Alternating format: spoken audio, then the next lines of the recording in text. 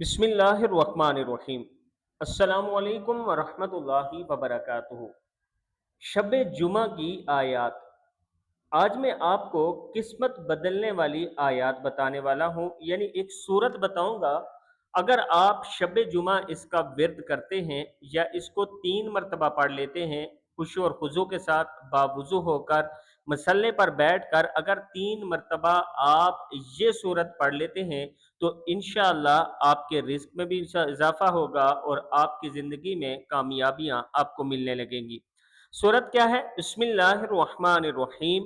वस्समाइ ज़ातिल बुरूज वल यौमिल मौऊद वशाहिदिन वशाहिदिन व मशहूद कुतिला अस्हाबुल उखदूद अन्नारी ज़ातिल वक़ूद इज़ हुम अलैहा कुऊद वहुम अला मा यफ़अलून बिलमुमिनीन शुहूद वमा तक़मू मिनहुम इल्ला अन युमिनू बिल्लाहिल अज़ीज़िल हमीद अल्लज़ी लहू मुल्कुस समावाति वल अर्दि वल्लाहु अला कुल्लि शैइन शहीद।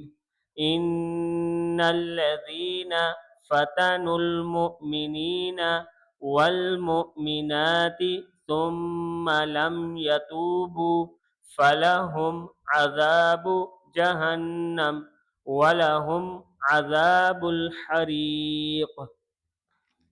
ये सूरत आपने शब जुमा 3 मरतबा रात बिस्तर पर पढ़नी है, और आम रूटीन में भी अगर आप इसे ज़बानी याद कर लेते हैं या देख कर पढ़ सकते हैं।